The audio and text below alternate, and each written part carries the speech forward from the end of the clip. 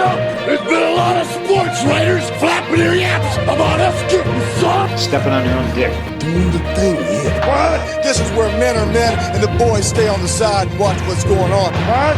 In the world of wrestling, the fans can react however they want. And there is no one that does it better. Getting color commentary. The cream of the crop. Nobody does it better. Let's fucking go. Well, hello, wrestling podcast. Yeah, you want to hit the intro? No, I'm not doing the intros. I just wonder who this fucking schlub is. That's named Phill. That's sitting in my spot tonight. Welcome to Getting Color Commentary. I am Aaron BT Silty, sitting to my right.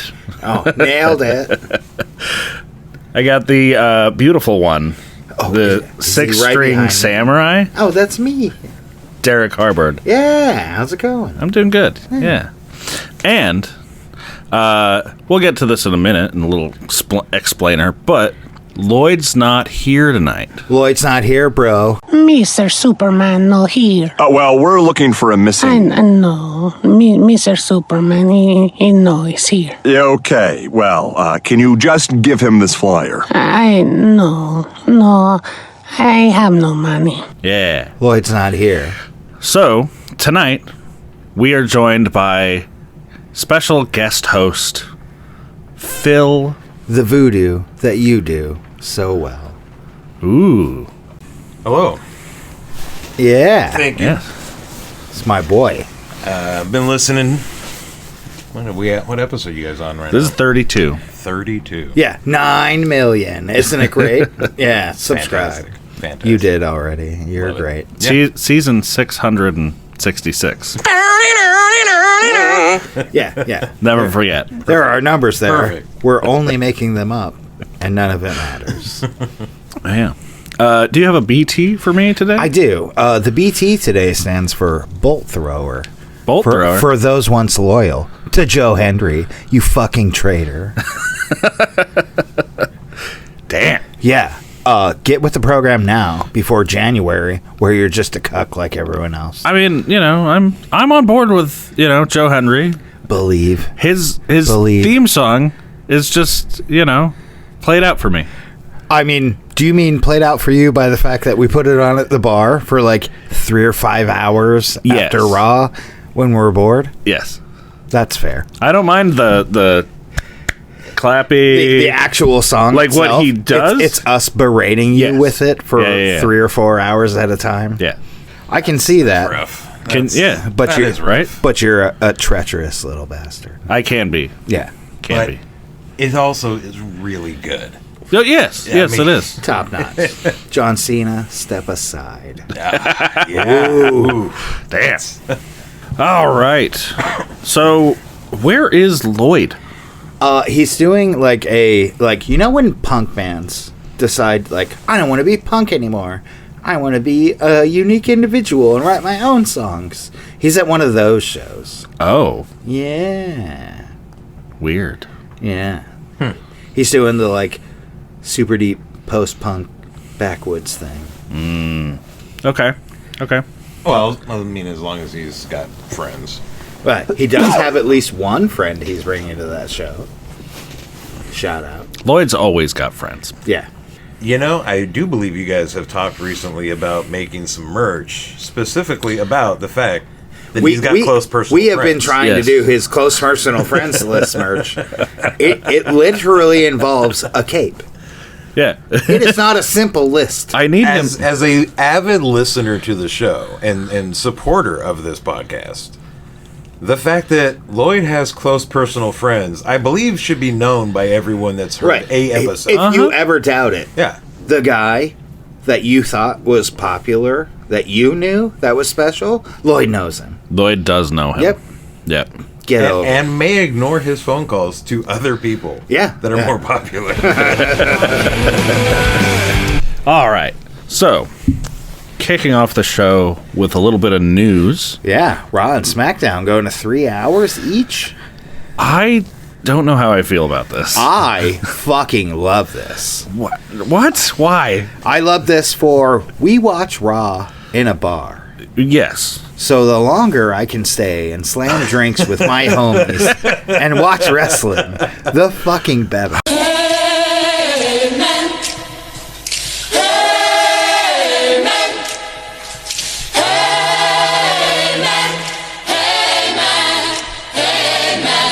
Fridays, we usually work. Yes. Me and BT are music industry guys. There's a show every Friday. Good luck getting one off. So SmackDown's not on the list. Yeah, no. SmackDown is a after work treat. Man. For me, because I have cable. Not for BT. Wait, Sling records it now, right? Yes. Okay, also for BT. Yeah. Because Sling records it now. It's going to be Netflix, so I mean, well, it'll be Raw will be on Netflix. Raw will be on Netflix. SmackDown will still be iffy diffy. Have they committed to what format they're looking at bringing? Is it going to be more Peacock or more WWE network app? thing? I think it's going to be network. more Netflix TV than proper Netflix. So you think it's going to be like a new thing with Netflix approaching something different? It's going to be So live. when we watch Raw at the bar, we watch it on USA YouTube TV. Yeah. So like I have a feeling Raw is going to be like that. You're going to watch it on USA TV on Netflix. Okay. TV. Yeah. Not Netflix proper, Netflix TV. Yeah. So the big fight that's coming up that's not wrestling related will be kind of a test for that then. Yeah. I take it. I think a lot of the pay-per-views will be categoralized. I don't think it means what you think it means. Fight me if that's not a word. Spell it. Yeah. No. Like You're right. Like lined up in series as rewatchable things. Yeah. Just like Peacock. Yeah. Okay. Right. Where if you missed a pay-per-view, Like a catalog of events. Yeah. Yeah. yeah, categoralized. You keep using the word. I don't think it means what you think it means. Yeah. A Patent pending. a catalog, if you will. Yeah. Of Agories. Just committed to it. I love it. That's the bit. To the death. To the death. You got to stick with it. Yeah. Yeah, you have to beat it to death 3 times, or it's not even funny. So, I'm a bit on the fence about the 3-hour because there's already so much wrestling to watch. But Oh, it's easy. There's a whole other company that you can just cut out, and that'll make it more easy for you. You can instantly watch 9 hours more wrestling by switching to a different company. Also, there's no story. It's boring and confusing as fuck, but there's 9 hours more wrestling. I like what they're doing. I feel like there's a story. There's not enough story, but there's story. Again, we've agreed on this in the past. You also don't have time for NXT, which is... No. Yeah. Which is almost pure story in its like CW form. Yeah. You know, really. Here's the thing. I also don't watch NXT. Get the fuck out of here. It's just me and that other guy listening.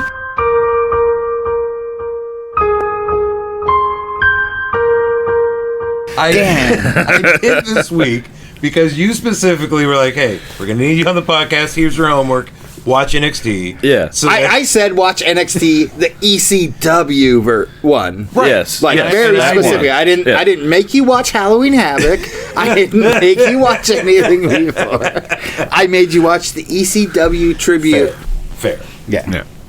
But yeah, like, so on the plus side, hopefully they will be spending more time with their women's roster and building up contenders because they haven't been doing that recently. Right, and they have the They've new been belt. doing a really bad job. Like, they need to do it. They just brought out the new... And I'm going to speak historically. They have used that extra hour for bullshit. Yes. Bullshit. Yeah. You can use it for wrestling now, nerds. Oh, but we kind of were talking about this before, and that was there is a ton of active contracts in WWE. Yeah. Yeah. I made the argument years before that we needed more stables We need to bring stables back into the WWE Word. just so that we can get TV time to wrestlers Yes. that can't get wrestling time. Right. Right? Or can't get promo time. But Yeah. it gets them screen time. Right. And surprisingly, WWE made that change. Yeah. It's been a big thing with AEW. We're in faction wars now. Right. However, you are still limited by matches. If you can fit 2 more matches in, because I assume with Netflix, no commercial. There'll be commercials. There'll be commercials, It's I'm Netflix sure. TV, so Yeah. I'm going to say there's commercials, just like Peacock TV. Yeah. There's Let's commercials. See how that works. Yeah. And how inundated we will be with it. But I would imagine Prove that me you're going wrong, to get a Hunter. sizable more amount of time to build the storylines that you are also saying is lacking. Well, yeah, I really hope that they do. Right. Like, there's always the possibility that, yes, they're going to take that third hour and dedicate it to, more white guys. I don't see the difference in anybody. I don't see the color. I don't see the nationality. I don't see any of it. I just see talent. Doing a bunch of fucking bullshit that all wrong. the other fucking white guys are doing. You're not wrong. Who's on the roster to come up? That's different than having an extra hour versus a product that is inherently not diverse enough. Yes, of course. Right. So But, whether it's 2 hours or 3 hours, that argument remains. Of course, yeah. Not I just hope that they give the women more time, because they're the women's movement that quote unquote happened, where they were like, we're going to give them more. It didn't really sustain with the movement. They've given them more. They have, but there feels like it's a forced thing, Yes. versus a more natural storyline progression. Yeah. Right. Like, we need to get them on screen versus we need to develop them, which is what your original statement was. Right. Right? No, like all the women's wrestlers on the WWE proper roster are developed. Yes. 100% of them are developed. No. No? Not as a viewer. Yeah, yeah, exactly. That's what I'm talking Who's about. not developed? Okay, the most recent people to get brought up to the main roster from NXT is Lash Legend and Fair, you bastard. Jakara Jackson. Yeah, Jakara Jackson. Thank you. Again, I don't watch NXT, so Yeah. these are 2 people that have been brought up and have been thrown a ton of screen time and promo time that other female wrestlers who are on the main roster are not getting that time. Mm-hmm. Why? Okay, so the woman that is with Made in America, Ivy Nile. Yeah, the micro pitbull. Yeah. Okay, so completely underdeveloped. Like, as a character. on the main Also roster, physically. on the main roster, Put her back in the Undeveloped. incubator, Jesus. So the argument that, like, if your main roster you're developed, no, I would argue that that's been a huge problem. But that's not the main roster. The main roster is the Bang Bang Scissor Gang, the PFC, fucking Damage Control. Well, yeah, but, like, Jade and Bianca. They're fucking developed. That's not Yeah, main, that's main roster. those that's- are headliners. Yeah, those If are you're main event talent. If you're on Raw or And, on like- SmackDown, you're main roster. Yeah. You're not in developmental NXT anymore. Correct. And so when they're bringing them up, I think that there's big mishandling. Not just There's a not lot, just with yeah. the women. Well, again, men we too. have Yes, we of have course. Isla Fire and Albadonna Isla Fire. Yeah. Right? Amazing wrestlers. Very. What do we know about them? Nothing. Literally fucking nothing. Yeah, exactly. Like, Other than when they're in Scotland, they win. But historically, how this went down was a new wrestler came in, went backstage, and beat somebody up, or interrupted a match and beat them up. They and then make a name and for then themselves. You're like, who is this dangerous person that came and beat up this person? And then the next week, that guy gets promo time. And that promo is to go, this is why I beat up so-and-so. Well, again, so with like Lash Legend, they're like, she's strong. And you go, yeah, man, I can see she's strong. And you're like, she does stuff. You're like, I can see she does She's stuff. big and tall. That name. Lash Legend. hate But that also, name, Lash Legend. who is this person? What's Fantastic their wrestler. deal? She's fantastic. Everything I've seen from her, Trick Williams amazing. agrees. Her name is selling her short. I think that is going to hold her back. It's a cliche Stanley-inspired name. It is. Yeah. Yes, I agree that is as Marvel as it gets, that she is going to be a supervillain or a superhero any day now. Legend. Thanks, but, Stan. You're not going to top Hurricane. No. Right? So let's not go that direction. Let's not undersell the fact that this woman is just talent. Yeah. You're going to have to rebrand her. Like, she's very and how good. does that work with Viking experience? Okay, well, War Raiders, right? Like, rebranding so often, as we viewers know, it's not good. It's always dumb. But again, when it hits, it hits. It does. I'm tapping the table, and you didn't stop me, you bastard. I honestly think that's why we get along so well. I'm not a good person. Me neither. Yeah. I'm not going to punch you in the face. Yeah. You've been so good. Dear everybody. Over the last 5 minutes. Like, edit it out. No. It stays. No, that stays. Lash Legend came in strong. She's a strong fighter. She's a big, strong fighter, right? And we've been doing all these strong fighters, right? Zarya in NXT, Jordan Grace in NXT, like Rhea Ripley down at NXT, like all the muscle mommies fucking like going crazy. Lash Legend comes in, shows how strong she is, and then loses 3 times in a row. Yeah. Well, so that's kind of shitting on how strong she is. It is, but also, so this is a problem that I had with some of the NXT stuff with this tag team, was they brought them up to their main roster. They made them look good enough to be competing against the women's tag team champions. Okay, so initially they showed them good enough to compete against Chelsea Green and Piper Niven. Yeah. Which, as for the way the stories are going right now, I agree that's a fair back and forth. But yeah, but they're good enough to be competing for the titles. Suddenly, out of nowhere. Yeah. But again, you could put Isla Dawn and Alba Fire there competing against the titles they used to hold. Yeah. That would make more sense. It would. But then you're going to take them, like, okay, they lost. They didn't win the titles. No. Then they bring them back down to NXT, and then they lose some more? Yes. So they're... Again, like my biggest beef with their push is it's like a losing push. Yeah. They're just like losing their way up the ladder. And it's like, why even bring them up to the main roster if you're going to bring them back down and then continue beating them? Well, and let's be honest.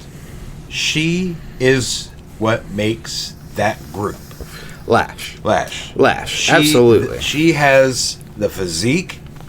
She has, from what I've heard, the mic skills. When she talks, it sounds authentic. Right? Like, having her... Trick Williams, close personal friend, Lash Legend. Check. Having her beef with somebody like Rhea in a year from now. Yeah. No, she should be amazing. She should be beefing with minor league heavy hitters like Piper Niven, like Raquel Rodriguez. Yeah. Building up that resume. Right, like I'm the next up and coming fucking face smasher. And they're not doing it. They're just letting her loose. It's not, let's be honest, it's not like we need more female tag teams. There is so much muscle coming up in the WWE roster in the next 2 years. Holy fuck, the women's division is about to do a flip. There's a woman coming to the WWE division, fight me, that has John Cena energy. She is good for everything. She's like the baby face of femme baby faces. And she's this far away from fucking signing. Yeah. She's all up in NXT. She's about to be all up in fucking WWE. Fight me if you think I'm wrong. Jordan Grace is coming up fucking strong. Oh, yeah. As the next babyface fucking femme. I also like that you promote NXT and watch it, but you set a difference right there. There is NXT and then there's WWE. There is. Right? there is. Yeah. Right. There's not really. Right? Like, as you guys have argued over the last few I've weeks, only argued that TKO wants the storylines to be integrated. Okay. Right? Integrated. Is there a difference between minor and major leagues? Fuck yeah. Yes. Is there a story there? Yes. Also sell me that. Yeah. But yeah. I feel like that's good on the shows being 3 hours. Yeah. Yeah. What do we got next? We got that New Day anniversary coming up. Well, you got news. Yeah. So yeah, we got the New Day are about to be celebrating their 10-year anniversary, and can we call them the 2 Day since Big E isn't there? But yeah, so the Duo Day, right? Those guys. Do you know why they were called the New Day? No. No? So originally they were supposed to be a heel tag team, and they were like religious, like, and it was New Day, like I'd have canned the storyline too. It so born again Chris Statlander up in this bitch. So dumb. Holy moly, censorship! I hated that. But that was a terrible. Yeah, and then they did a good enough job being heels that everybody at first everybody hated them, so they were heels, and then they were. I mean, you're heels. So everyone should hate you. They got the Rock thing. Yeah, exactly. They were supposed to be something, but they just everybody hated it, and then they went them for being them. They went hard into being heels. Everybody started loving them for being heels. Then that turned face. It's called Ric Flair syndrome. No, it's called the trombone. I mean, yeah, the trombone had a big also, but Ric Flair syndrome, right? Like everyone, why do you love Ric Flair? Because he's such a douchebag. He's the perfect heel. I mean, the trombone is the measuring contest instrument of the instrument world. Well, right? Where has it been lately? Was it 4 weeks ago where Kofi was like tried to hand it to him and as an effort to bring back the New Day, and he was like, "No, we're past that." Well, I agree with Xavier Woods' reasoning on that. It was we should be celebrating and doing these things when we're winning. And when we've achieved our goals and when we're on top, and it doesn't make sense for me to be going out there acting like a clown. And also carrying a trombone into the ring without a punching glove on the end of it is pointless. Fair. I also make the argument that if you don't act like a winner, you'll never be one. I mean, that's also fair, right? So I mean, we're back at Ric Flair saying, "Woo! I dress myself in cashmere." Practice what you preach, right? Yeah, do what you do. I'm the best in the world. Well, you're a dickbag, but you're also the best dickbag in the world. And I'll say this: if you stay ready, you don't got to get ready sugar free. But yeah, so tell him when he's telling lies. When supposedly, according to rumors and all that kind of stuff, at this 10-year anniversary, they're gonna have Big E come out and do a whole bit with them. That'll be really nice to see Big E coming, having an interaction with them again. Yeah, but Big E's only been around for commentary during pay-per-views, right? Yeah. And again, if he can't wrestle, that's a great spot for him. Yeah, he's so charismatic. He's so good at talking. I love him so much. Yeah. For all those NXT people that need to learn how to use a mic and shoot a promo, or to translate Booker T, man, having a Big E would be great. He'd be like, "Yeah, man." He's like, "That means that's good." Who's that guy? Yeah, brother. You're like, "Yeah, that means he enjoys that move." Also, can we hire Big E as the Booker T translator on NXT? Shawn Michaels, get to work. No, he needs to replace that really horrible guy who does the Raw stuff. Oh, Tessiatore. Yes. That's Drew McIntyre in a hoodie. Have Big E take that job. Big E would be amazing. He's amazing. He's an amazing would. announcer. Yeah. But yeah, so and now that we have an announcer position open, maybe we should let him do it. Supposedly, when they do the 10-year anniversary, this is going to be the catalyst for the breakup of the New Day. Okay. That will be sad, but it's getting a little, Are they going to release special edition booty uh-ohs? Maybe. Maybe. I'm here for it. That's really sad to hear. Yeah. I mean, it's been coming. They've been teasing it for a bit. They have. It's been coming. They're not doing anything by themselves other than fighting with each other. Yeah. Correct. So, might as well. They've gotten to a point where they are their own storyline. Yeah. And that sucks. Yeah. I think long term it's going to be great. I hope they don't do the Usos. Not every team that breaks up needs to fight with each other. Sometimes you can just look at your brother and go, let's go our separate ways, and I respect the hell out of you, and I'm sometimes gonna be here for you can look at your brother and have the worst match you've ever seen on a WrestleMania on the ramp you've ever seen. I mean, do you have a specific one to point out? That one. So that was so much trash. It was and really such bad. a waste of time. We were talking about the Bloodline story earlier at the bar, and there are points where you have been like, "This is like so annoyingly boring. It's dragging I hate on it." so bad. WrestleMania was part of that. Yeah, it was. Where you went, oh shit, the brothers are gonna fight, and then you watch them fight, and it's like watching two real brothers fight, and it's kind of just fucking sad and stupid. It was really disappointing. So I don't think that what they understood was that, again, as viewers, we loved the Usos. Oh yeah, of course. Watching and culturally knowing Islanders, right? There's no way that a family is going to fight like that, right? Like, it doesn't come to that kind of I don't know if you all remember from earlier episodes, Phill is my counterpart in my tag team, Island Thunder. He's the Island, I'm the Thunder. That's how this works. Damn right. But that's what made that sad. That's what made that hard to watch, as you're stating, is that these are two people that clearly we love them. They love each other. I'm not buying this. I don't want to see this forced on me. You know I hate bloody bullshit matches. That should have been a bloody bullshit match. Yeah. I would have loved it. Instead, it was rampy, kicky nonsense. Yeah. And over too damn quick. Well, yeah, and It should have been the Harts. It could have been the Steiners. But instead, it was boring. It got a bunch of time cut from it. Probably because of the rest of the bloodline.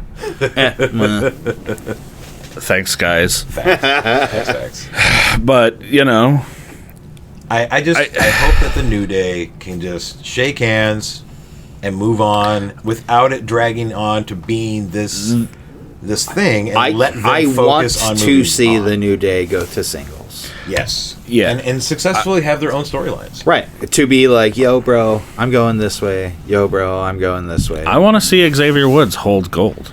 Yeah. No, Amen. absolutely. Amen. He's the only one that hasn't held the championship. So my other Kofi Kingston has 3 weeks before his nipples are on his back. And then he can't wrestle in public, or we'll all laugh at him. Well, let's also look at the longevity of wrestlers, right? Like, Kofi Kingston looks fantastic.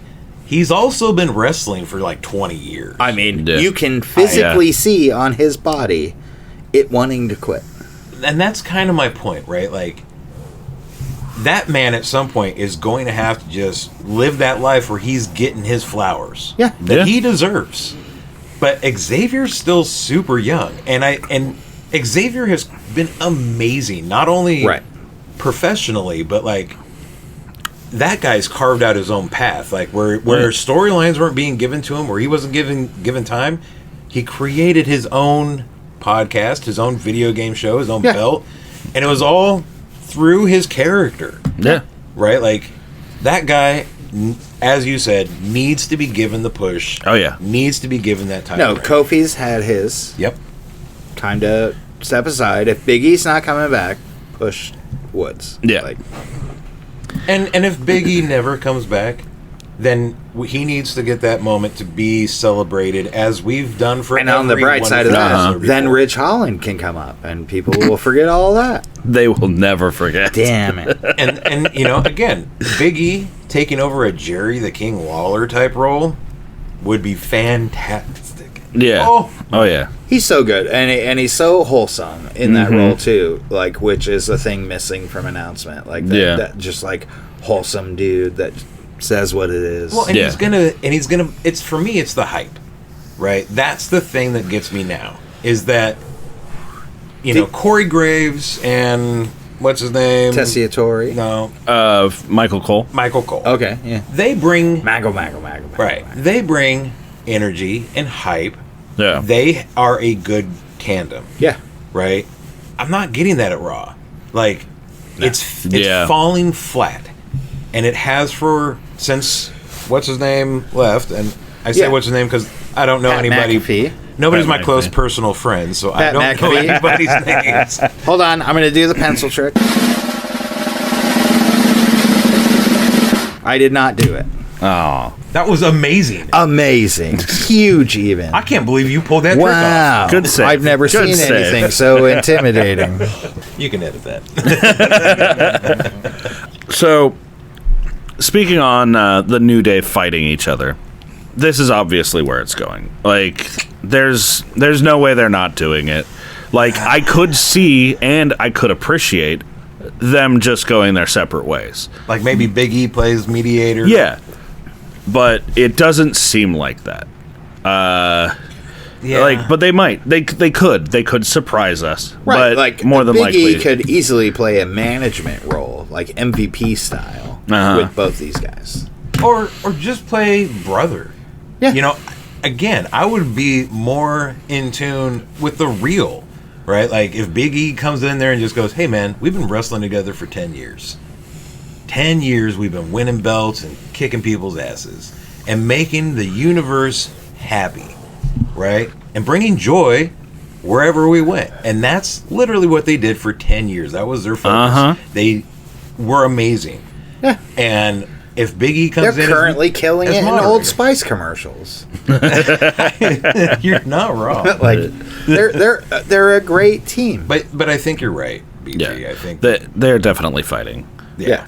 It would be interesting to see Big E be like guest referee. Okay. Have to Okay. choose. Here for that. That would be a interesting storyline to go down. Where like, But to what end? Well, I mean, of course, Just to have another enemy. The Kofi Kingston cage kerfuffle. Well, Yeah. speaking of that, then you would have what? Karrion Kross. No, Like, why didn't no one should have Karrion Kross. But why did that not? Like just when I play get out? Karrion Kross, I see a doctor and go, "How do I get rid of this?" That seems like that was a wasted storyline if it's going to come to this. It is. Well, So but- we all watched Raw tonight. We saw the pathetic Wyatt Six fucking Karrion Kross fucking yeah. segment. Awful. What Yeah, are you like- doing yeah, with what's these the teams? Like the Wyatt Six has campy potential. AOP is boring and needs to be dissolved immediately. Yeah. So here's the thing: you've invested time and money into creating the Wyatts, Yeah. right? And What, 3-4 months of storyline? oh no! Lloyd's No. points are resting dearly on their behaviors. I'm talking the Wyatts as a family has. Oh been yeah. No, it's years. been a long time for that. And if you consider that, there is no financial benefit to splitting them up and dropping this now. No. But also, Right. what But- they're doing is not entertainment worthy. So It the- is not focus worthy. It is not inspiring or anything. Well, it just exists. It's been mismanaged. You needed to give them a group of that size to fight against. That is currently. Yeah, Karrion Kross and AOP, like numerically. Yeah, Right, or like- Judgment Day. That's the only Well, other and one. Judgment Day doesn't have the size or the numbers at this point. They've lost enough people with just losing the 2 or 3 if you count Edge, right? But you've lost the people that could have made that a believable beef. Size, stature, all those things. Yeah. And quite honestly, Finn is wasted in that group anyway. So Finn's he's wasted gonna be anywhere moving but away. at the top. Oh, Yeah. God, you're Big Finn Balor fan here. Oh yeah. Finn Balor's Huge, fucking just like Finn's Balor. Huge. If you haven't seen that in real life, folks, buy a ticket. Damn. Are his hands soft? I don't know, but he's definitely a prince. All right. Moving on. What next do we have for news? I was curious about where the Lucha Brothers are right now, Aaron. Do you know? I am not aware of where they are. Why don't you look it up real quick? I'll do a drum roll. It looks like they're still in it. Oh, man. Who knew? Do you remember yesterday or last podcast where I got really high and mixed up Commander with fucking Penta because I was stoned? That was fun. It wasn't racist. They have masks. They do have masks. You can't see. Yeah, it's not my fault. Let's see. Yeah, the next other up? news was Indy Hartwell. Indy Hartwell doing her posts. She was caught off guard by news of her release. That makes me feel, especially considering at SmackDown, Candice LeRae did a big high five to nobody. Yeah, no, that was sad. That was kind of really depressing. That was really depressing. It's just like, I talked shit about Indy Hartwell last episode because WWE has 7 of them, and I don't disagree with it. However, her as a person, I acknowledge, saying, I put all this work into wrestling, I did all this stuff, and they were like, yeah, that's great. Yeah. Can you get out of here? Wait, you mean that awkward hand up pose was supposed to be a high five and wasn't just a weird hand? Well, no, that's correct. So her and Indy used to do a team high five. That was her doing her half of the tag team high five. So it just looked to me like, here comes this girl wearing these weird wings, and she tells the ghost to her right to get on out of here. I thought it was to just the hand. a weird, like, take my photo pose. No, it was. And I thought, this is a really weird stance to make. No, it's an homage to her. Yeah. Is this going to be a WWE like character upgrade on the game here soon, where you can pose like this? Coming soon to a DLC near you, the empty high five For $50. Yeah. $99.99. Yeah, the whole Indy Hartwell thing is sad. It sucks for everybody. Again, like everybody she's that's really got good. Released, also, her being part of the Johnny Gargano, Candice LeRae thing is important to that whole thing, and now she's gone. Yep. So now they can't do that thing. Well, no, they never had a storyline for her, right? Those four not really. had a storyline in NXT back in the day. But Candice's current story is that she, at one point in time, was close with Bayley. Yeah. So that's the storyline that they're going to roll with. Correct. Yes. Yeah. Which they're correcting with we used to be friends, Bayley, but you suck Which now. has anybody noticed the trend that in the last 6 months the writers' big thing is, hey, whose couch did you used to sleep on? Because that's literally everyone's story right now. Also, LA Knight used to WWE? sleep on John Moxley's couch. Oh, and he was on that show with The Rock where he sounded like The Rock. Yeah. Well, I feel like of a champ. I feel like they're turning more toward storylines like this that are more reality based. Of you worked your ass off, you came fucking up together. yeah, came up in the indies, blah blah blah. Issue here. Is them they are recognizing the independent promotions basically, and the fact that these wrestlers were doing things before they got here. Yeah, counterintuitively with younger wrestling promotions, the WWE ID is spitting all over them. Yeah. Welcome, Jack Cartwheel. Oh, to WWE ID. Guess what he does? Guess what he does? If it's cartwheels. He does cartwheels. He fucking does cartwheels, man. And his name is Jack. That's the story. But yeah, I feel like because of the ID system and stuff, they're wanting to incorporate the reality of trying to be a professional wrestler rather than what they used to do, where it's oh, you didn't exist before you they're got trying here. they've been trying to merge the reality shows into NXT for a long time. Yeah. Now they're merging the reality shows in NXT into WWE proper. TKO wasn't shy about how they wanted this to be one universe. Yeah. Right. Which is a good idea. It's one universe now. But everything that is put out on a product is vetted by a team, right? So when they give them a script and they're saying, "Hey, let's talk about how this person used to sleep on this person's couch," right? And then they go, and then Carlita goes, "Man, I wish I knew Chinese." Well, and then they go, "Hey, here's this other new person. They also used to sleep on somebody's couch." Yeah. And there's this other person who used to sleep on this person's couch, right?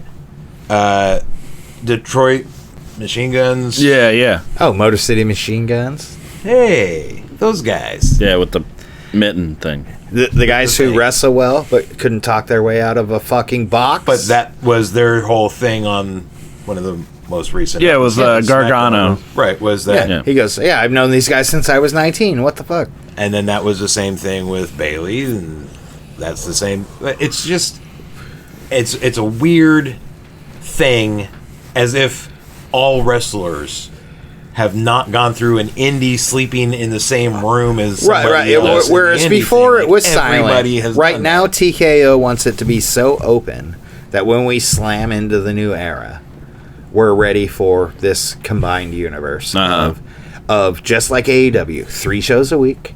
They're all connected, and if you don't watch all of them, you don't know what the fuck's going on. Fair. Yeah. Well, and I don't think that is a model that they can commit to. I mean, we'll see if they can. It's not a budget but thing. I think it's a viewer exhaustion thing. Well, again, so with AEW, it's a viewer exhaustion thing. Yes, it is. Because we talk shit about AEW all the time. If we just watch Rampage, we'd only talk half the shit we talk. I mean, no, you would find new things to talk shit about. Word. But like, the lighting. Yeah. The lighting and the sound sucks balls. But also, you're boring. We only do wrestling. Can you do one story, please? And they're like, no. They have story. I don't want to get off subject. I'll go on my way. We're going to war. I'm taking over TBS this week. You see that shit? I did see that. I don't. John Moxley's taking over broadcasting for TBS somehow. Again, zero explanation how John Moxley has said power to do these things, but he's doing it. I mean, I do hope that like he goes to like some broadcast station somewhere and like they show him like being like super mean to like just like normal people. Is the true measurement of strength how many hot dogs you've consumed in the last 48 hours? Maybe. Okay. That explains everything at this point. Fair. Because then John Moxley's like, eat it. I cleared out a wiener stencil. What were you going to say? John Moxley's on AEW. Yeah. Which means that he's irrelevant now and nobody would know who he is if he showed up on any TV show. Oh, that is not true. He's a wild thing. No. This is a fact. No way. This is a fact. No.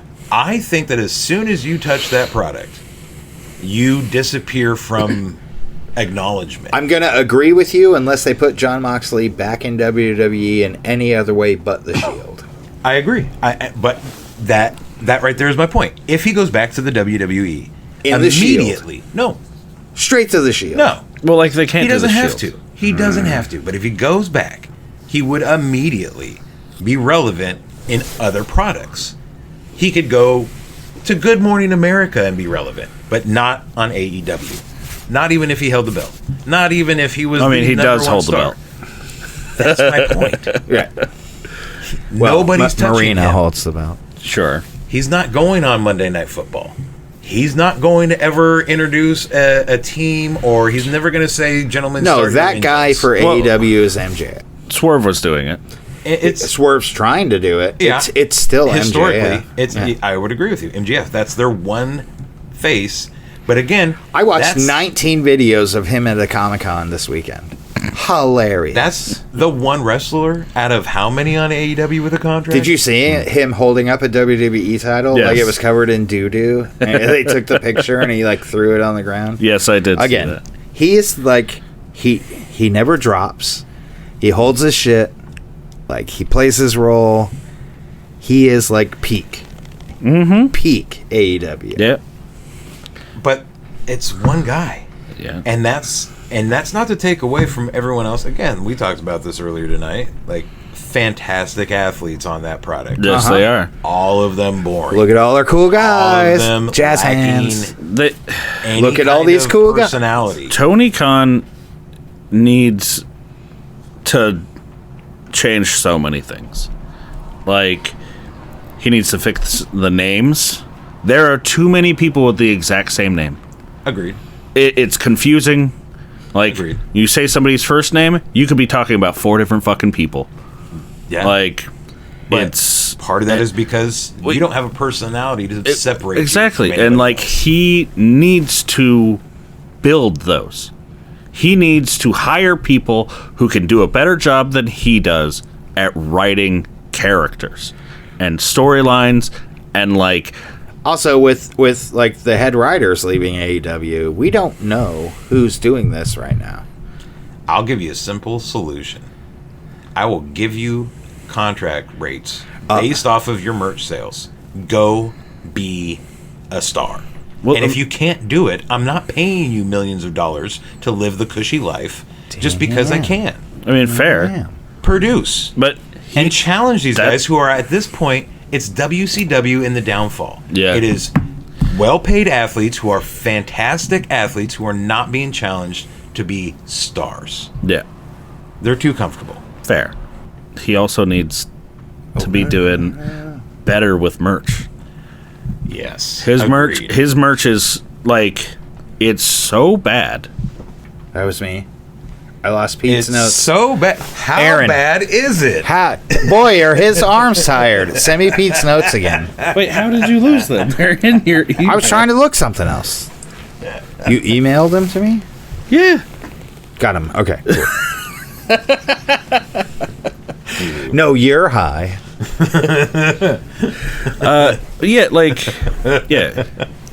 There's so many things that fucking Tony Khan needs to change.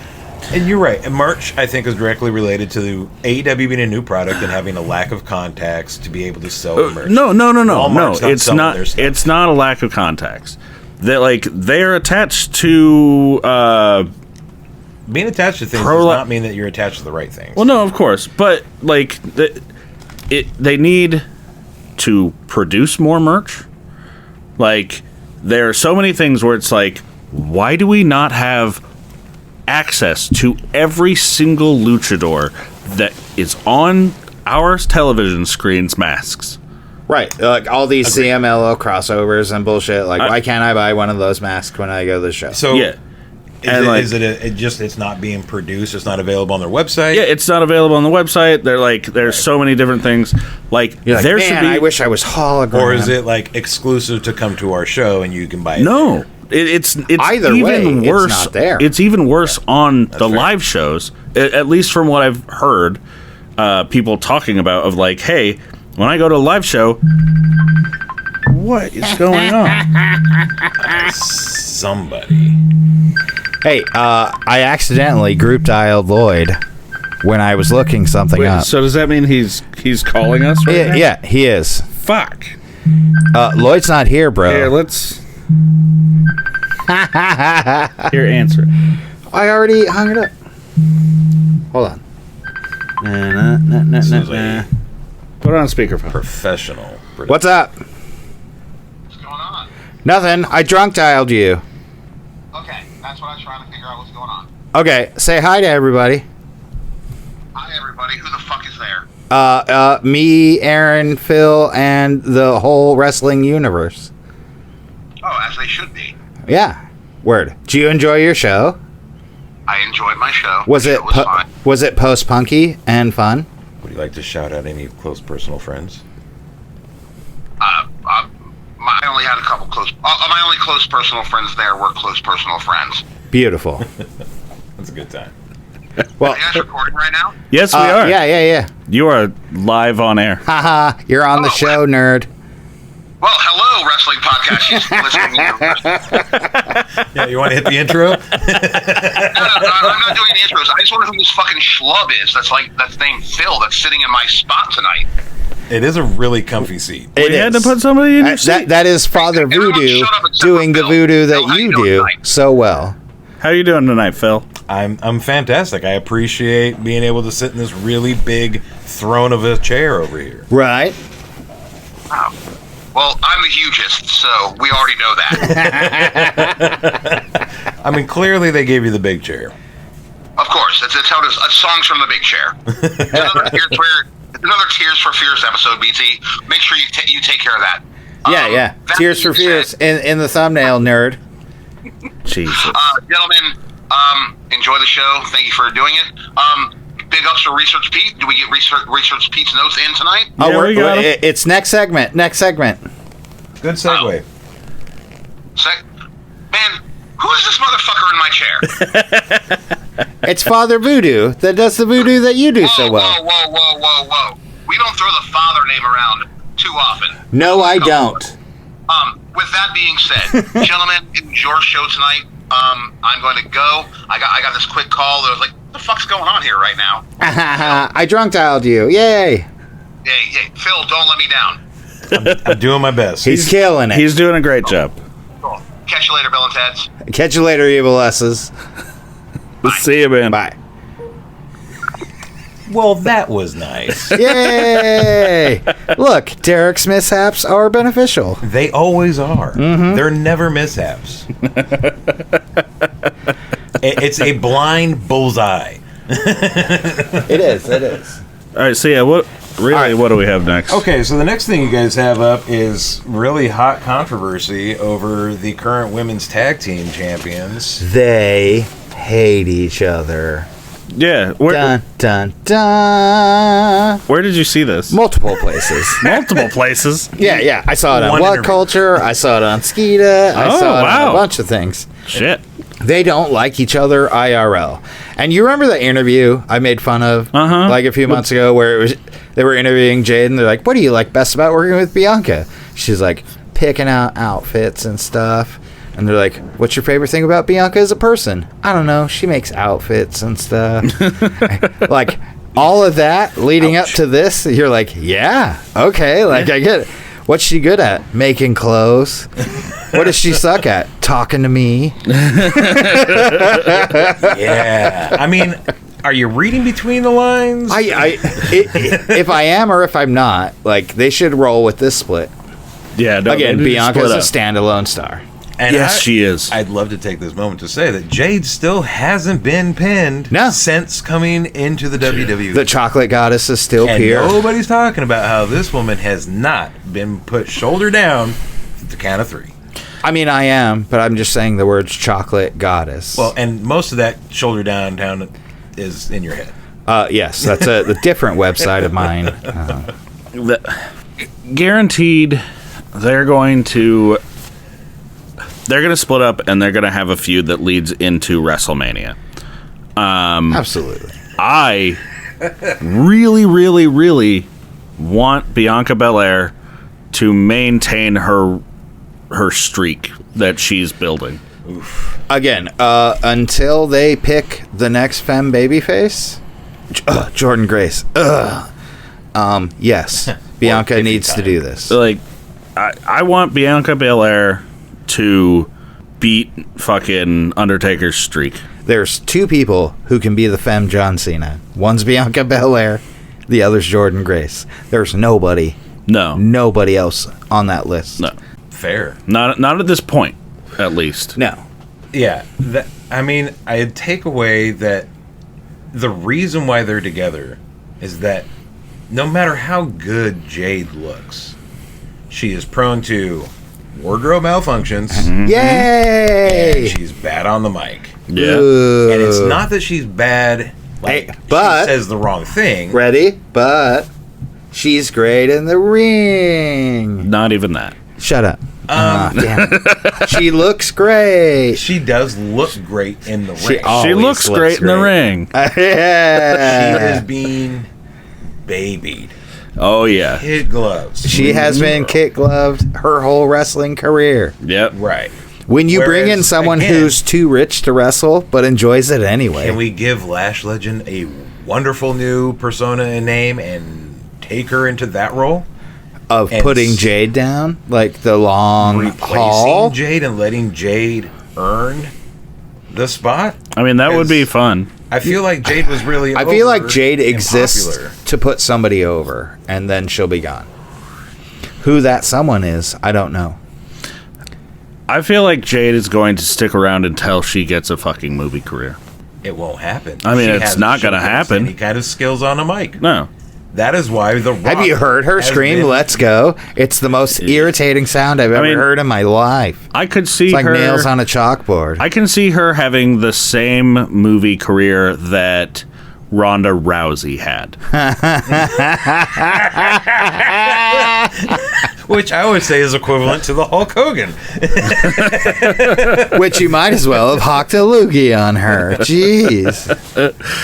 You know? No. Yeah. No bueno.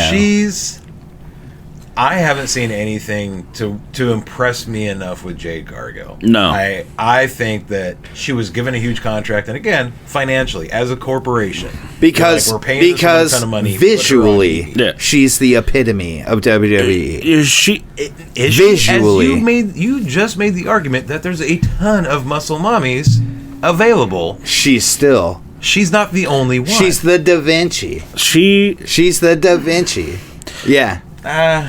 She is the chocolate goddess. The female equivalent to whoever VKM would hire back in the 80s and 90s. Oh, you mean Bobby Blashley? No, Jackie.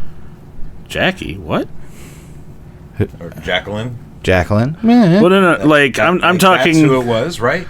Well, yeah, sure. African-American woman who Sure. was super buff and well stacked. But Jacqueline could go in the ring. But that's my point. Well, yeah, but right, like, well, the point I'm making is Jade Cargill is Lex Luger. Oof. Like, eventually he became good in the ring. So he developed some a stuff. bodybuilder. She is a body. I mean, she's a rich baseball player. The quintessential incredibly for great what shape. you want on TV. Incredibly.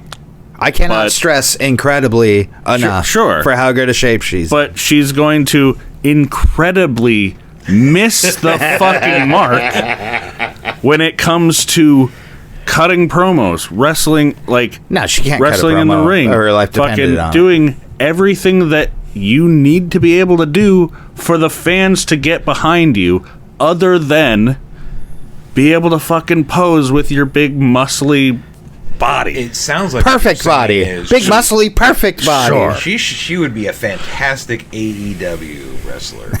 She was. That's my point. Aminata, stand aside. They gave no charisma. She's boring.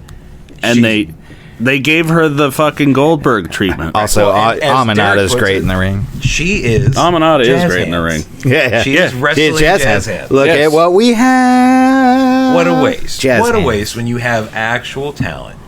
Yeah, exactly. On the roster that could be getting more time. Yep.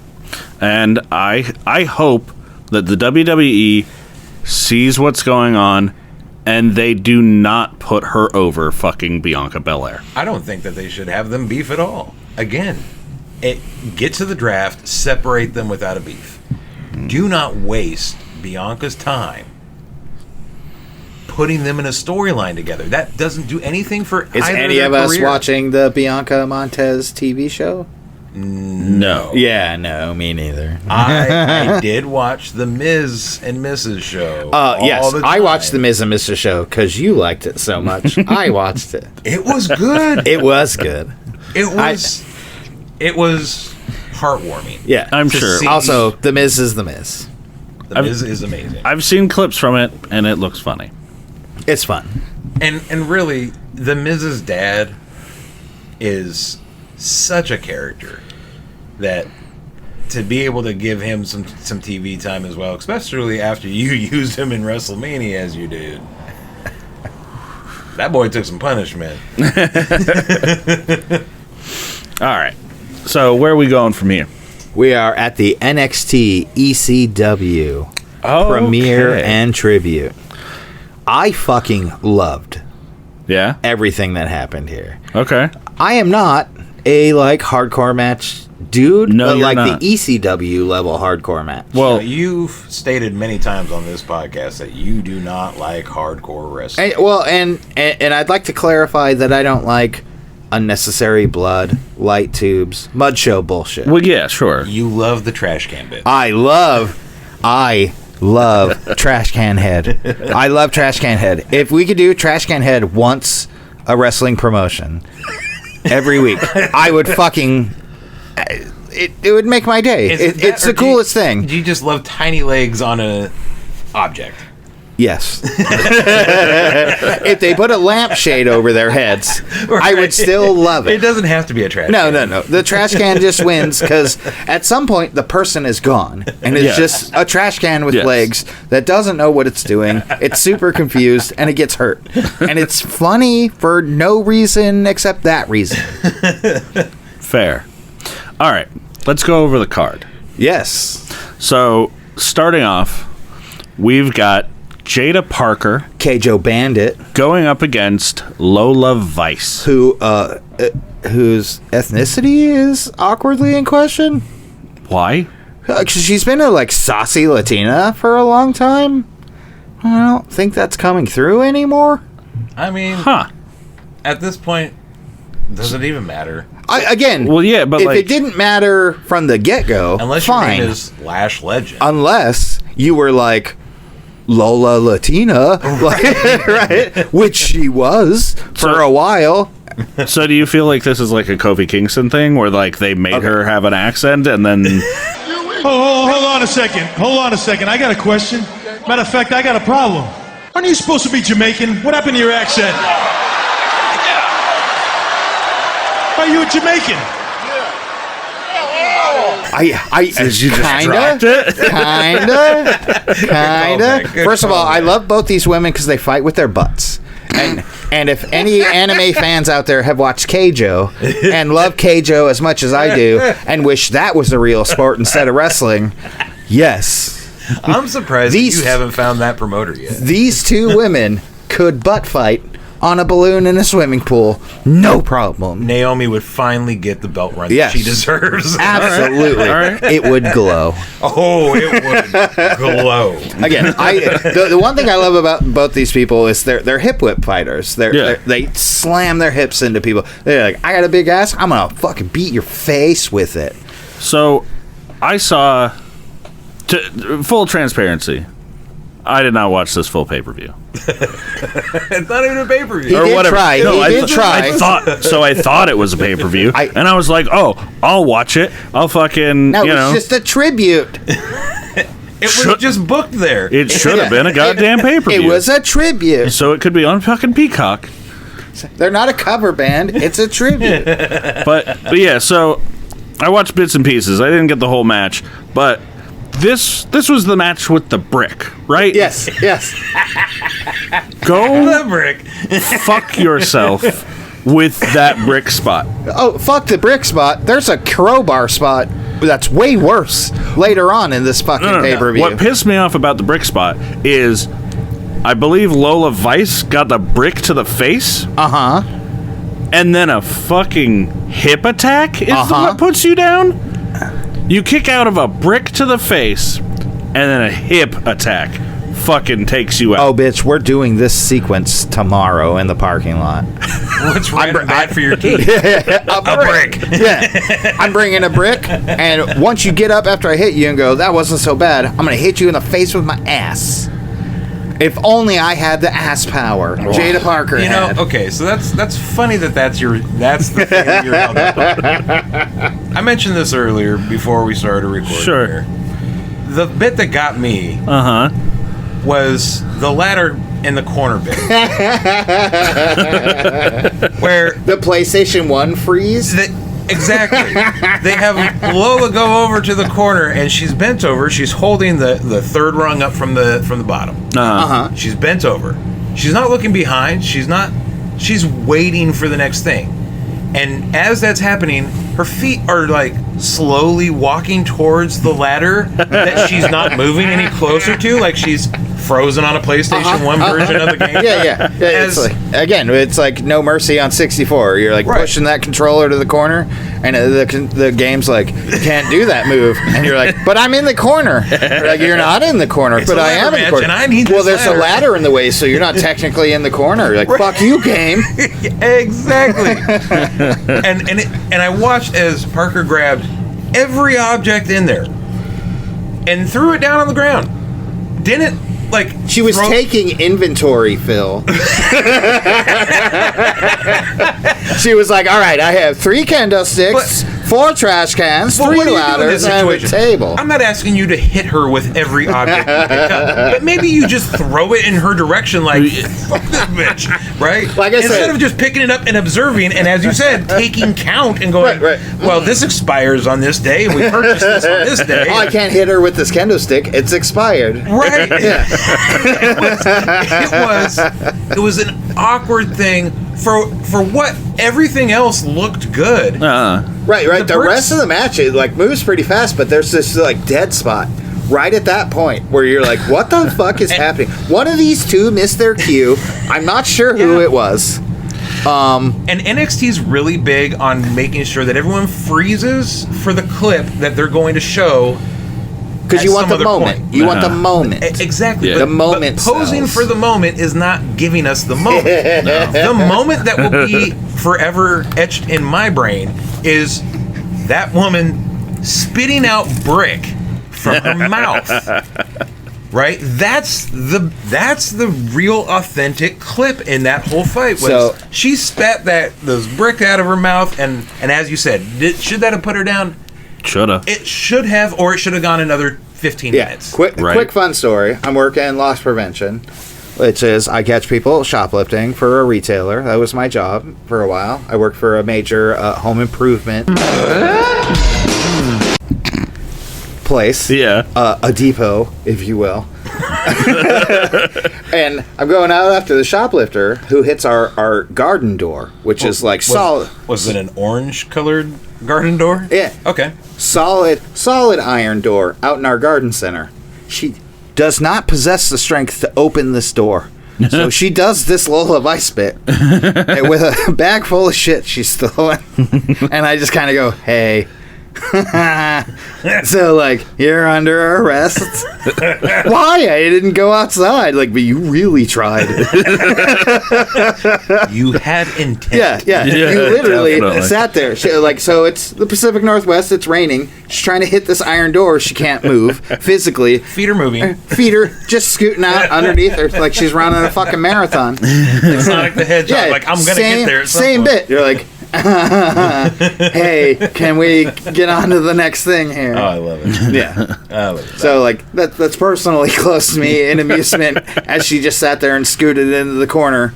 She did occasionally check over her shoulder hey, Jada, are we doing the next thing? Yeah. But, and Jada's else. No, this trash can expired on Wednesday. Everything else looked great. Yeah. It was a good hardcore match. It was, and again, it was a hardcore match. It wasn't excessively bloody. Yes. It wasn't excessively brutal, but it was a hardcore match. All the items were involved. Yes. They kept pulling out tables. Jada kept slamming them back under the ring, going, no tables. The ECW crowd's like, oh, no tables. Boo.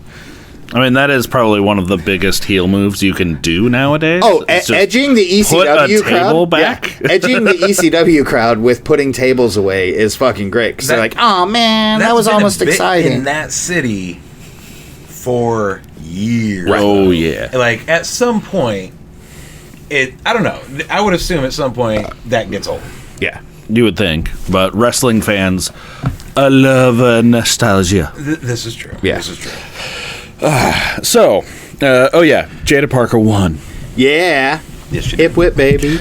Next up, we've got Javon Evans going up against the really tall young guy, Wesley, the not so tall, not so young guy. I'm only aware of one thing that happened in this match. Okay. Which one? The moonsault? To the other side of the ring? Moonsault. Or no, it was a frog splash. It was an attempted frog splash. It was an attempted frog splash. It was not a successful one. But across the whole damn ring. I mean, yeah. But like the whole damn ring. You should. Which, to be fair, Javon Evans is like 9.5 feet tall. So before this match took place, Wesley attacked RVD with a chair. Yeah. Boo. Which was weird and like off camera. And also completely unnecessary. There was no... Yeah, I beat you up because you were talking to Kalani Jordan. You jerk. Literally, it was nothing. Yeah. And there was no reason for it. So, during this match, which was high energy, a lot of off-the-rope stuff, a lot of flying stuff, very talented, very nimble, very quick pace. It was fun to watch. Yeah. One of these guys was in a match recently with Randy Orton. And Javon Evans. Javon Evans. Yeah, and he missed that RKO and cried about it. Right. Yeah. So, because he's 19. I felt Javon so bad Evans for him is in that fucking moment. 19. You could see it in his face. He's just 19. Like I He's have 19. ruined my career. He's and 19. Embarrassed Name myself. another 19-year-old wrestler. Of course. Right, like he's 19. But like, I felt so bad for him. Orton. I mean, Randy Orton was a 19-year-old wrestler. Right, a really good one. Right, No, he Javon was in Evans his doesn't 20s. have Cowboy Bob Evans Yeah. running his fucking life. Are you going to look that up to see what age? We're just pulling our phones out? Is this one of those podcasts? Yeah, so tell me more about this match, Will. Okay, so it was a good match. It was in high energy. At the 3/4 mark of the match, RVD comes out from backstage, comes down ringside. Of course, I lose my shit.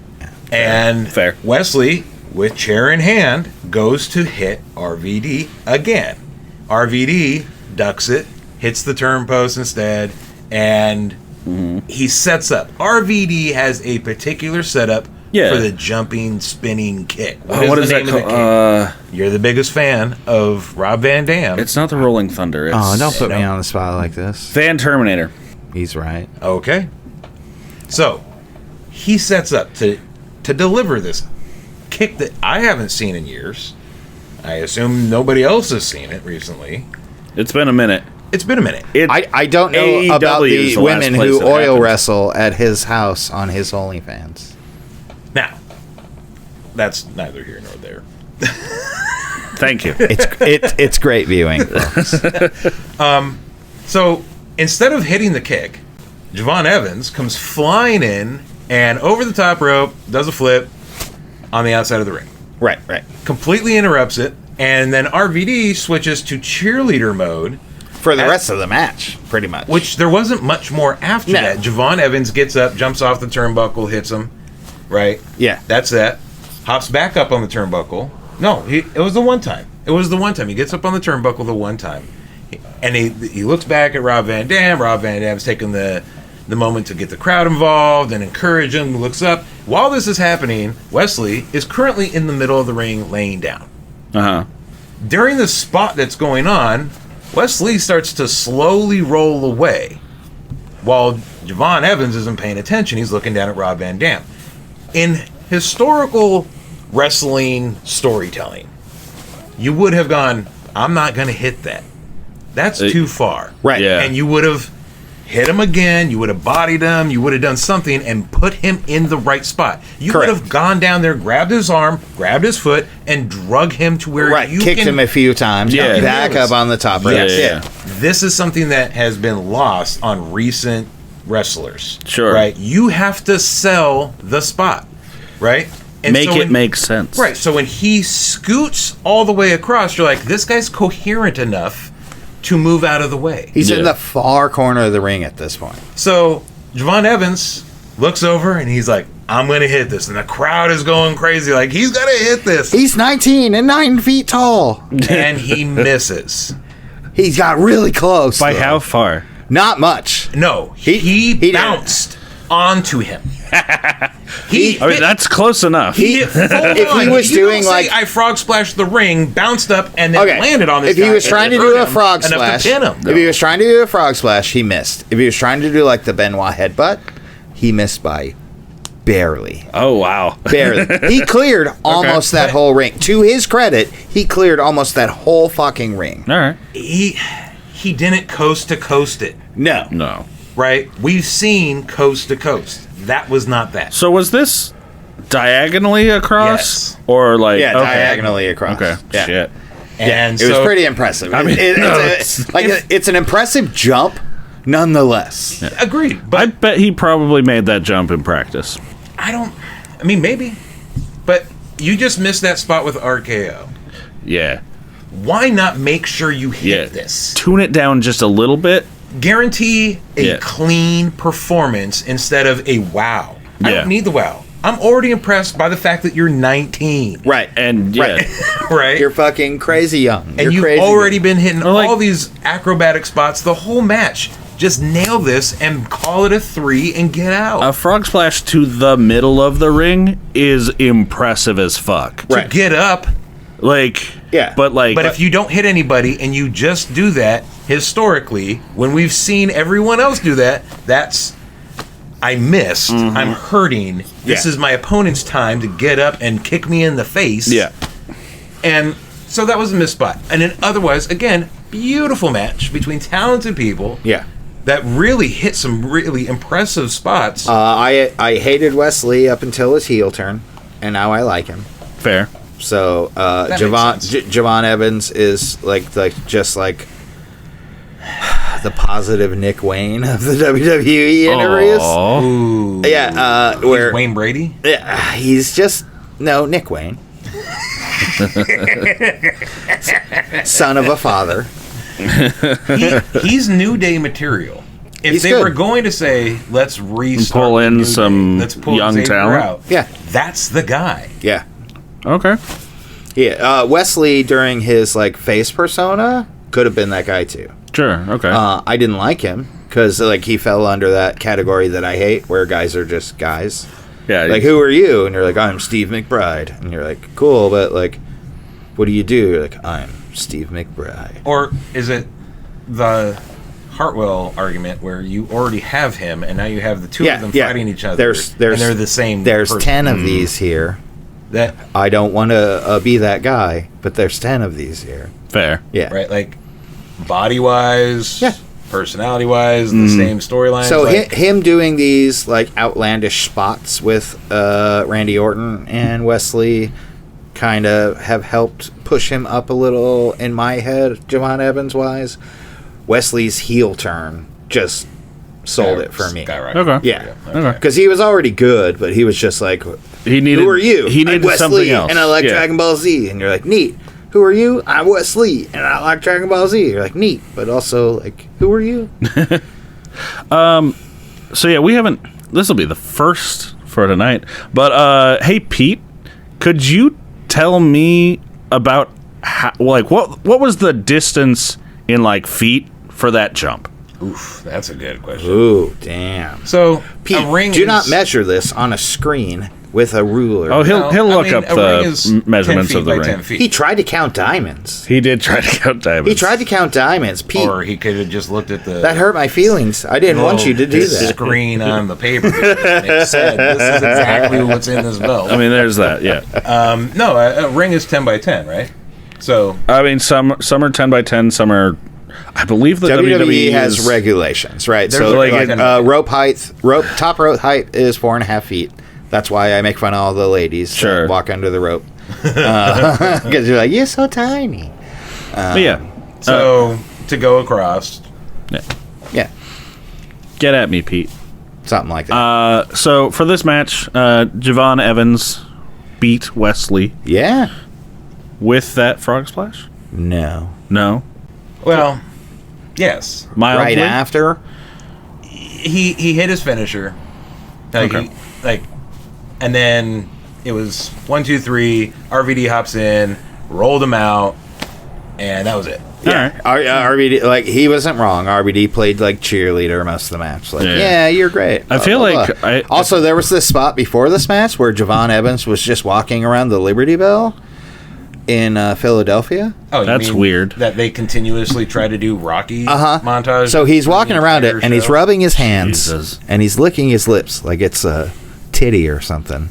And he's just looking at it. And you're like, bro, That's the Liberty Bell. And he goes, yeah, but man, it looks nice. If I win this match, I take this bell home. I get the Liberty Bell? Man, this is the coolest match ever. You're like, what is this fucking stupid spot? I'm going to eat ice cream out of this. Wait, what else would you do with the Liberty Bell? But I mean, eat ice cream out right. Or cereal. Those are your two options. Fair. I mean, you're not only fill it up a third of the way with cereal. All right. Moving on to our next match. We've got Ethan Page and Ridge Holland going up against Trick William and, for some reason, Bubba Ray Dudley. Twitter ex-bully Bubba Ray Dudley. This was an exhausting match to watch. I bet. It was forced. It was not well done. It's not that there wasn't a lack of talent, but you don't put big strong guys against big strong guys. Again, Ethan Page was a snide little backstabbing fuck, like Ethan Page is. Ridge Holland was a powerhouse, like Ridge Holland is. Yeah. Trick Williams was a champion, flamboyant champion, as he is. And Bubba Ray Dudley was a Twitter douchebag, like he really is. So, like, everything I saw had Bubba in it, and it felt like the entire thing was just an homage to the Dudley Boys. Yes. And it was more about him being in the match. I mean, than not even being else. in the match. Yeah, Devon literally being around. And, like, he gave glasses to people. It was a bit for Philadelphia. That's what this match was. It was. I don't know if you all saw this, but at one point, Ethan Page has Trick up on his back. Right? Bubba Ray climbs in to rescue Trick. And he goes to grab his shoulder and his waistband. And instead, he chops him and slaps his dick right on TV. It's the funniest fucking thing I've ever seen. My whole family goes, did he just grab his dick? And I was like, yeah. Like, he Pattersoned him. He just he honked his schlong right there on fucking TV. And then Bubba Ray goes, oh, whoops, and then walks around the other side of him to do the move. So he goes to strip him down off his back, honks his junk, smacks him, and then goes, whoops, I did it wrong, and then does it a different way. Are you saying that the Tongas have some competition for who can botch? Yeah. The most? Also, I'm saying Pat Patterson, stand aside. Honking's not your job anymore. And for all the attempts to be PG, the fact that you're telling me that your kids in your house, your family, go, did he just touch his dick? Yeah. Handful of trick dick. Good job, WWE. Handful of trick dick. Good job, Shawn Michaels. Beautiful. That's the best part of that match, and I stand by it. I mean, yeah, I agree with you. Also, Devon was there. It was nice to see Devon. It's been a long time since I've seen Devon. No, he came out at the end. They all went with glasses. It was great. He could have been out there so much earlier. He could have. Well, yeah, but like Devon, I believe he suffered a stroke a couple of years ago, and so he's like he is fucking right. He's not doing spots. Done. I'll come out there and go woohoo in my glasses, but I'm not doing spots. He looked like he. I'm not grabbing Trick Williams' dick. Yeah, that's your job, Bubba. He couldn't get the table up. Yeah, that's the thing. Like, again, when wrestlers get to this point, don't put them in a position where they look weak. Yeah, right. Like, show more respect to the veterans. Set them up for success. Yes. They don't need to be I feel they did spots. that with him. Like, he came out, he put on his glasses, they did the woohoo, he brought the table out finally. I mean, did they need to make him carry it from backstage down the ramp? I mean, he could have had help. He could have just had help to pull it out from underneath the ring. Right. I mean, he has sons who are wrestlers. But previously, there are no tables they had looked under the ring. Well, there are no tables. And Bubba's like, there's no tables. Wasn't there tables for the hardcore match? Was there? Right. Yeah. No tables. Guess I'll grab some schlongs right now.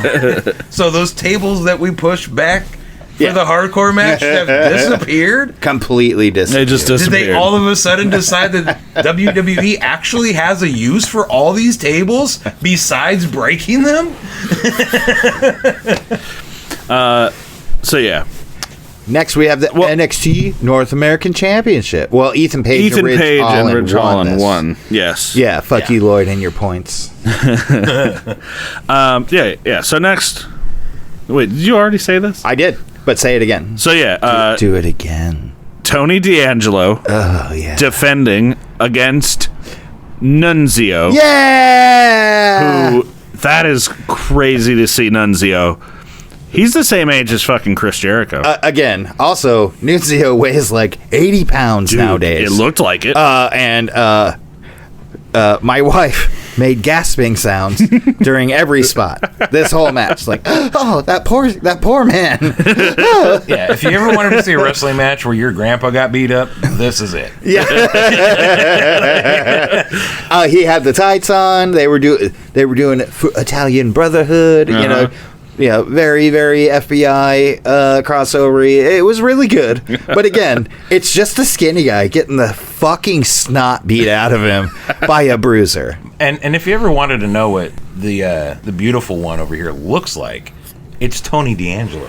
Oh, with Santa Claus hair. Yeah. I mean, you're a little bit grayer in the beard, but like that could be family for you. Ooh, wait, nice. does Santa Claus have like traditionally long hair? Yes. I think he was referring to the gray color, but yeah.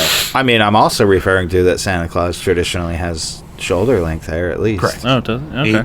There's never been a Pete, how long short is Santa haircut. Claus's hair? That is a fantastic use of that talent. Yeah. And at any point, has society changed that hair? No. Oh, I'm sure. I don't think Coca-Cola it has. cemented that. Yeah. Yeah. I'm pretty sure that it's remained the same. So, D'Angelo retained. Yeah, and they became Italian brothers. Oh, it was so cool. From what I heard, this was like Nunzio's 14th match this year. That's which crazy, is surprising. Because again, he's like a toothpick in a bikini. So the spot where Nunzio's lifted up over his head, and he does the Catholic sign. Oh yeah, that was good. That is an homage to a previous spot. Yeah. I don't know who that other spot he was wrestling, but that was a. I don't know if that was a reference FBI to homage something else, or like even further back. Like it was frame for frame. Like was this the same shot, the same move? This is a power bomb, right? Yeah. It's probably like the Undertaker a one-handed or some shit. power bomb. It may have been the Undertaker. That would make sense. Like setting him up for a chokehold or something. Well, yeah, like you do the fucking last ride, bring him up. He's like, and then fucking yeah. But yeah, so moving on to the last match. Muscle mommies. This is a lot of ladies. Muscle mommies. So we got Julia. Is that how I pronounce that? Correct. Julia? All right. We got Julia. We got Stephanie Vacour. We got Zarya. Yep. Who's also very new. Yeah. She's 2 or 3 weeks in. Yeah, okay. I don't like her eye makeup. What? She's a powerhouse. JoJo Siwa ruined that eye makeup. Now that's all I think of. Me and you have different personal feelings about that JoJo Siwa video. I enjoyed it very much. I'm going to agree that that particular exact makeup needs to be reworked. It is too on the nose. It is too specific. Okay, how do you feel about the JoJo Siwa video being super sexy and awesome? Listen, here's what you're getting, and you're going to love this because I'm going to reference a movie. Free Guy, where you seen it. have Ryan Reynolds and Ryan Reynolds as a buff guy. Yeah. That is JoJo Siwa and JoJo Siwa as a buff guy. Fair. Woman. Fair. Sorry. Yeah. That's the exact thing that I'm seeing. So, like, I don't there's hate other it. ways to do that. No other femme is doing it, so I don't hate it. Sure. All right. It's not played out enough for you. Right. Yeah. No, I enjoy it. One more female does it, and he will be over it. Yep. Absolutely hate it. Moving on. So we got Jordan Grace as well. Yay! And Muscle mommies. Kalani Jordan. Who Gymnast mommies. She did some character building and told everyone that she speaks Spanish. Oh, She's great. I Good. like Kalani Jordan. hell yeah. A weird little flex, but good for her for adding to her character. Did you follow her and Sol Ruka back and forth? No. Amazing. Watch NXT, you fuck. So yeah, those 5 women going up against these 5 women who weigh less than the first 2/5 of that last team. Wow. We got Roxanne Perez. Pop Rocks, baby. I've heard very good things about her. I also, as far as women who I guide, every one of my views by the top rope height being 4.5 feet, watching her scurry under that thing and kick people's asses, hilarious. Fair. And we got Cora Jade. She has boobs. Most. No, guaranteed. Okay. We've got Fallon Henry. Yeah, Fallon Henry. Fallon Henry. Who I really love. So my issue with Fallon Henry is she can't decide whether she's a cowgirl or some like bitchy goth girl. Well, maybe she's like somewhere in between, which is that like jelly roll level of uncomfortable. I don't like that. Maybe she's confused by the name. Yeah, that's fair. Are you felon or are you phallic? Yeah. Or have you combined the two to form Fallon? Hey, Research Pete. Give me the origin of the name Fallon. Please and thank you. Oh, shit. He's going to bring up, like, the big book of baby names. Just be like, in ancient Sanskrit, this means... That'll be great. And then we got JC Jane. Uh-huh. I don't like that name. She wears the dumb mask. She was wearing that mask Cody gave her over her mask for a little bit. It was fucking stupid. And it's another Stanley thing. I like a mask. I don't like the name. I hate Stanley names. Hate them. Well, and it's so important for a wrestler to get the name right. Yeah, it is. And then last but not least, we've got Jasmine Nix. Who has the better name of her and JC Jane Yes. between the two of them? Yes, she does. But she's good. How was this match? This was 100% muscle mommy time for me. Jordan Grace, wrecked face. Zarya, wrecked face. Julia tried her best. Stephanie Vacour did the knee smash, big butts in the air thing. Kalani Jordan was also there. Things happen. All right. You cannot watch this and make assumptions about how this went. There's 5 women versus 5 women. There's a lot going on. We got to hit spots. We've all got to get in the ring at one point and everything breaks down. Mm-hmm. These are classic tropes that we've got to hit. And, by the way, you're the main event, so this isn't a pay-per-view. Wrap it up. Yeah. Right? So it was rough because I hate these matches because you have 5 women versus 5 women. Nobody's getting any. So you got to tick all the boxes. time. You got to tick all the boxes, right? Everyone gets a spotlight. Everyone gets a slam. Then you decide the match. Okay. And with this many people, that takes a minute. Yeah, it does. And it gets lost, right? So at one point, the stronger team cleared the opposing team out of the ring. They all kind of do this weird bit like I talked about earlier where got to do this pose for the clip. And it's unnecessary. Again, they're better than that. These women are better than that. And hell yeah. I mean, give them their time. Again, it's showing a character flaw, like false confidence. Like, oh, you were too prideful. Caught you in the backside. Agreed. Yeah. I mean, there's some story, but right. It's are you really it's not deep, it's not complicated. Again, the big sell there is that she speaks Spanish. That's the big takeaway from this match. Stephanie Vacour speaks Spanish. Yeah. Okay. I mean, she out of that whole thing, out of all the character development, because the other alignment that her and Julia barely speak English is fucking boring. Right. But did anybody hit a spot while you were watching? You loved watching. You love bodybuilders. Yes. You appreciate the effort and the work that it goes into. I do. Because you do it. Yes. But with that being said, did anybody beyond looking good do anything good?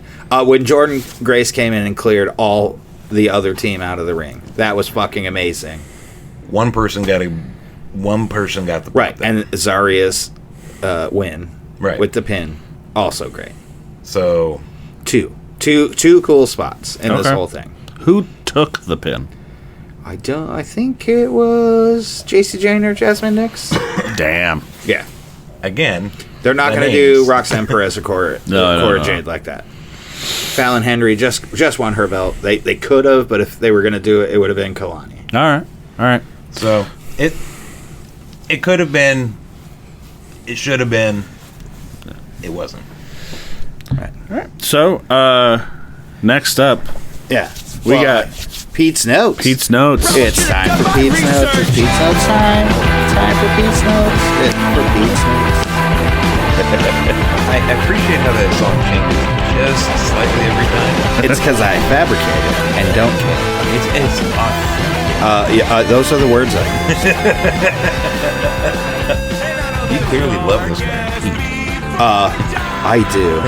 Even though this is the closest I've gotten to speaking with him in a very long time. He spoke at you last episode. He did. He spoke at me. Yes. He name dropped you. Pete's Notes number 1. Context. Becoming a member of Patreon with Malort. Oh.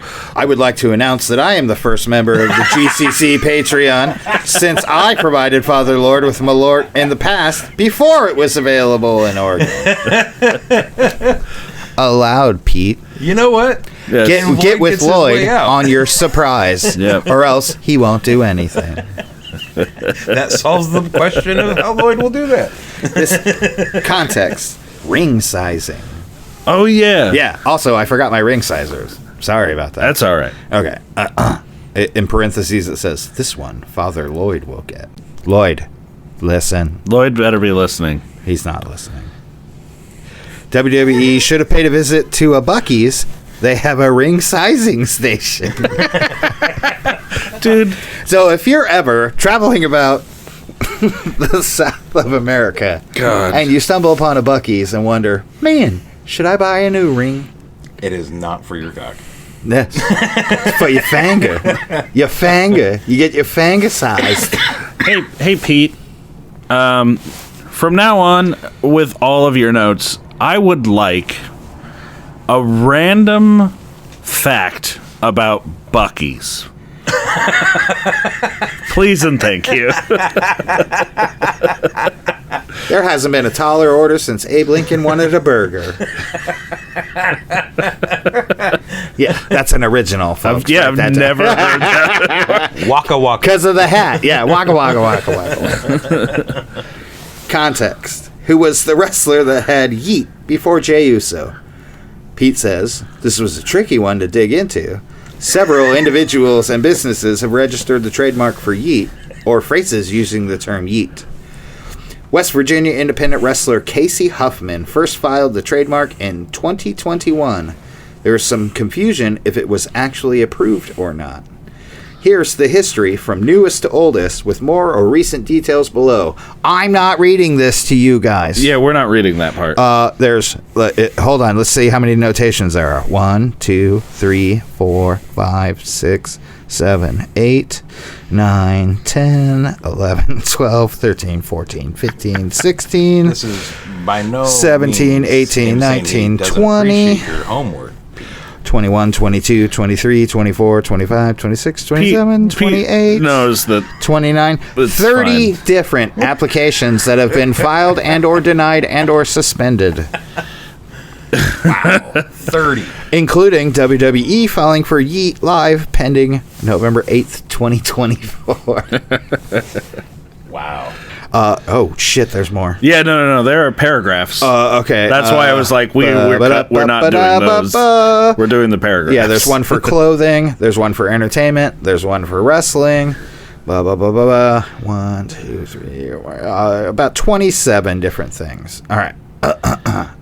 In an interview, QT Marshall, vice president of show and creative coordination of AEW, said he helped resolve the issue, saying, I saw that they had a t-shirt up, and then it was gone. And I reached out to Cody and said, hey, I know the kid that owns the word. And he was like, yo, you think you can get in touch with him? And I was like, yeah, I'll call him right now. I don't know how it happened. I got that kid. I spoke to him. I told Cody we're in a little group chat. Within a day or two, Jey Uso had it. I'm not saying it was because of me, but shoulder shrug. I mean, QT Marshall was a part of it. Yeah, absolutely. He helped facilitate things. Yeah, if you can't push Hobbs anymore, you might as well do something useful. I can't argue any of those statements. Right.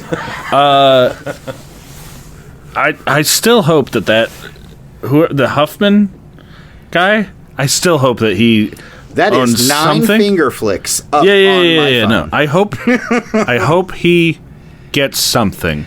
Royalties. Again, right. Like him selling it outright, as I've said before. Bad move. Stupid. Him keeping a percentage, like 1%. Yeah. I don't know. 2%. Brilliant. Again, would you take the guaranteed sellout money? Well, yeah. Or would you bank on this guy being able to make this huge? Well, but like... I mean, coincidentally, he's made it huge. He made it fucking huge. Agreed. But in the moment, if I'm like, I can guarantee you $1 million, or you can take your chances... I mean, we don't even know if he got $1 million. We don't know what he got. Yeah, we don't know. None of that's here. We don't know what deal that man took. You didn't took. ask that question of Pete. No. I mean, yeah, no. He was just like, for you, QT, no problem. And made no money like a moron. He's getting a lot of free publicity. Mr. Huffman, let us know what you got for Yeet. Yeah. Yeah. Do you have a new Yeet car? Did you buy a new Yeet house? Do you have new Yeet debt? What is it? He's been given apparel. Oh, yeah. I'm sure he has. He's got so many foam hands. He's like shit sitting next to a shopping cart and the Yeet glasses going, this is all right. This is all right. He's just sitting at the bus waiting to get on the bus. He's got Yeet shirt, Yeet foam hands.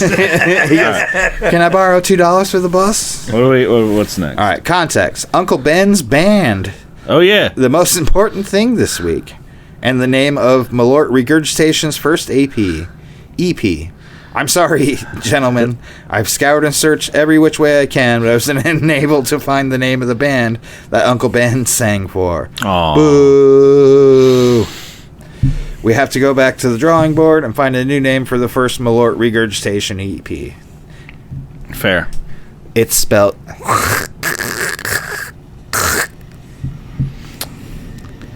Is there anything else? Yeah, there's one more. Oh. Has there ever been a Money in the Bank cash-in at any of the Saudi shows? While teased, no. There has never been a cash-in at one of the Saudi shows. See? They're pointless. Yes. Pointless. Yeah. I mean, Lloyd is a diehard fan.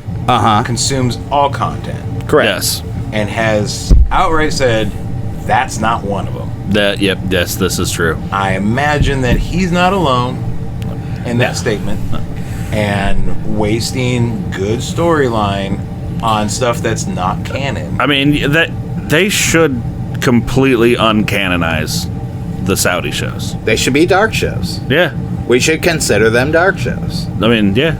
Or throwbacks, like they've been advertising that Saturday night special. The Saturday night main event. Yeah, that should be along those same lines. Yeah. Give me a fun show, but make it a fun show.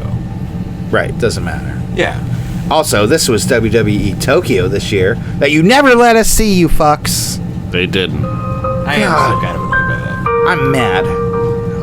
I had to watch WWE Scotland, but not Tokyo. Yeah. Come on. And culturally, I mean, Japan, wrestling. Yeah. Like, super big in Japan. Yeah. I wanted to see those fans. I wanted to see those costumes, those fans, that fandom. Like, their whole thing. Yeah. Missed it. Oh, well. Yeah. That's it for Pete's Notes. All right. Is there anything else that we want to discuss on this episode? No, I think that's pretty much it. You did mention a movie that you wanted to bring up. Oh, I'll talk about it later. Sure you will.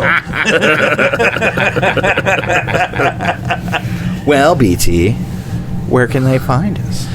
They can find us on Spotify, Deezer, iHeartRadio, Apple Podcasts, YouTube, all your podcast, feeds everywhere. You can even go directly to our hosting service, Acast. Yeah, and watch us there, as Lloyd found out last week.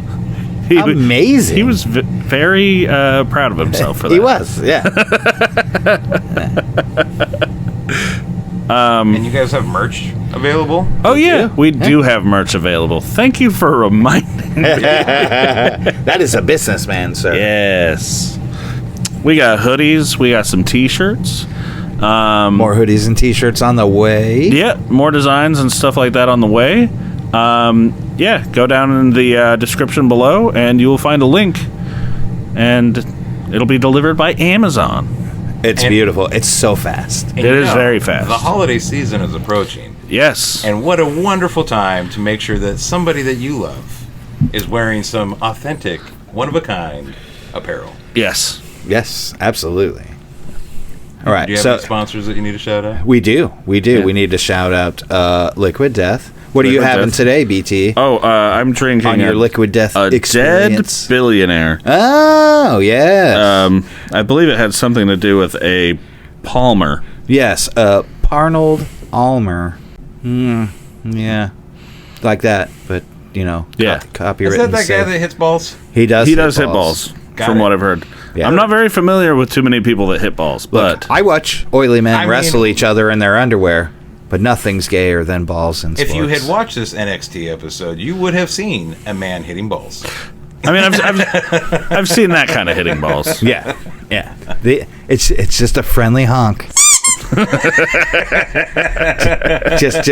just patting my way through the locker room. Oh man, making sure you don't have any objects. Jägermeister, Copper Hammer with the weird dead stuff. Yeah. Thai Champa. Yeah. Thai Champa. Thai Champa. Mm-hmm. Best Thai food in town. Fight me. I mean, for real, though. Yeah. Like, if you think another place is better, fucking fight me. Yeah, go fuck yourself. Yeah. Lies. Do you have a sign off? I mean, I was just going to steal Lloyd's sign off. Do it. Oh, catch you later, Bill and Ted's. Yeah. Yeah. Take that, Lloyd. Yeah, take that for not being here for reasons that are appropriate. I miss Lloyd. I miss Lloyd, too. We all miss Lloyd. Come back soon. Wait, can we do Come Back Shane right there? Come back, Shane! My name's not Shane, kid.